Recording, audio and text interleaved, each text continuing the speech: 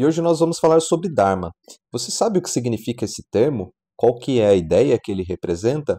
Então, se você não sabe, é Dharma seu que você assista esse vídeo. Então vem comigo para você entender um pouco mais sobre esse conceito.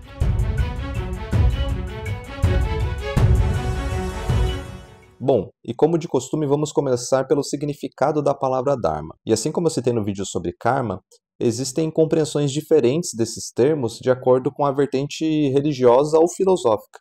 No caso, o Dharma para o hinduísmo é diferente do Dharma para o budismo. Então, Dharma no sânscrito, ele significa dever ou direito, isso num contexto hinduísta. Já para o budismo, o Dharma ele se refere aos ensinamentos de Buda, só que nesse vídeo eu vou dar uma ênfase um pouco maior para o contexto hinduísta do termo. Tá, mas se Dharma é dever e direito, o que poderia ser o Dharma de cada um? Como dever e direito, ele se refere às responsabilidades e obrigações de cada indivíduo, seja dentro de uma função, de uma posição social ou até mesmo estágio da vida. Então, que nem, por exemplo, numa sociedade, a criança tem um dharma diferente de um adulto, ou um político, ou um líder religioso, ou alguma figura de autoridade social tem um dharma diferente de outras pessoas que não tenham esse mesmo título ou cargo de poder. Cada cargo, cada posição de poder social vai ter o seu próprio dharma. Então, o político ele tem um dharma, um cidadão ele tem um dharma. E eu já vou explicar um pouquinho mais para vocês sobre como isso se aplica na prática. Mas que, basicamente, o cumprimento desse dharma de cada um leva à harmonia do indivíduo com o universo e com a sua própria natureza, ou com a natureza da sua função. E é claro, quando eu digo universo aqui é num contexto mais amplo, mas pode ser num contexto específico também. Em algumas linhas de pensamento, utiliza-se do termo dharma para se comparar a uma espécie de missão de vida ou propósito de vida também. Mas cada um desses conceitos teria as suas particularidades. E o Dharma ele pode ser muito mais amplo e ir muito mais além. Pois, assim como eu citei alguns exemplos, ele não se restringe apenas a deveres que contemplam uma existência ou um plano divino maior, mas também se refere a deveres cotidianos. Por exemplo, o Dharma de um professor é ensinar, independente da sua área de conhecimento ou especialização, certo? Já que, muito provavelmente, a sua formação direcionou ele para que estivesse apto para isso. Assim como quando alguém faz uma faculdade de arquitetura, alguma faculdade de artes cênicas, alguma faculdade de gastronomia.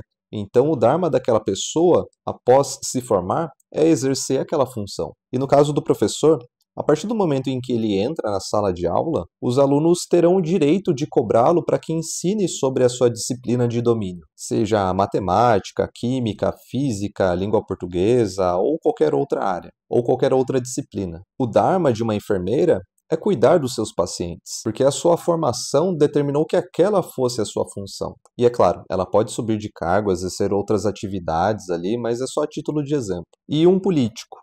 O seu Dharma é servir ao seu povo, porque a sua função determina que ele exerça esse papel, já que ele se candidatou e foi eleito democraticamente pela população da sua cidade, estado ou país. Mas o que acontece quando você não exerce o seu Dharma? Quando o seu Dharma não é exercido, acontece um desequilíbrio no universo em que você está inserido, seja no nível microcósmico ou macrocósmico, ou numa dimensão menor ou maior. Então, se um profissional que trabalha numa estação de tratamento de água não exerce a sua função direito, ou nós não iremos receber a água adequada nos nossos lares para que a gente possa utilizá-la, ou a gente irá receber uma água que é inconsumível, justamente porque aquele profissional que trabalha na estação de tratamento de água não está cumprindo o seu Dharma. E aquilo vai causar um desequilíbrio em todas as pessoas que dependem daquela pessoa exercendo aquela função, para que eles tenham água potável em seus lares, para que eles possam utilizar essa água para outras finalidades. Então isso causa um desequilíbrio. Então, se o professor não está ensinando a disciplina que ele deveria ensinar, a enfermeira não está cuidando dos seus pacientes, os políticos não estão servindo ao seu povo, tudo começa a entrar em desequilíbrio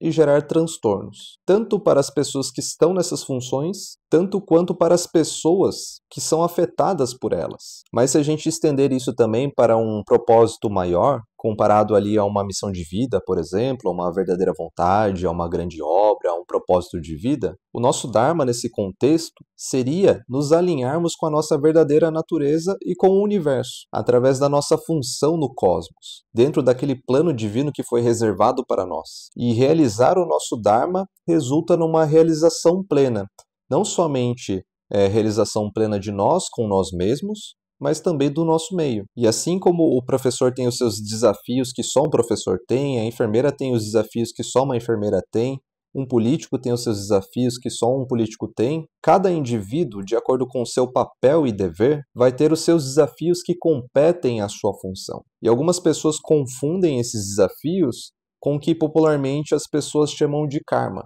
E agora, incrementando um pouco mais em cima desses exemplos e trazendo essa compreensão equivocada do karma para essas situações, diria-se que no Brasil o professor ele tem um karma de não receber um salário justo, mas que isso não é um castigo divino, não é um castigo do universo, e sim a desvalorização da educação no país, que é gerado por toda uma gestão e um sistema, que acabam sendo consequências de ações políticas. E ainda dentro dessa compreensão, a enfermeira que faz plantão, ela terá o karma, entre aspas, de não ter uma rotina flexível, muitas vezes de ter que abrir mão dos momentos de lazer com a sua família, ou até mesmo do seu próprio descanso, mas que isso não seria de fato um karma, e sim uma consequência e um desafio dessa função. E os políticos que, teoricamente, deveriam dedicar a sua vida e tempo para propor melhorias para a sua população, o seu karma, entre aspas, seria de se tornar uma figura pública. E essa figura ela tem cobranças constantes da população e também o monitoramento de cada ação sua. Então, nesses casos, não seria o seu karma, mas sim o seu dharma,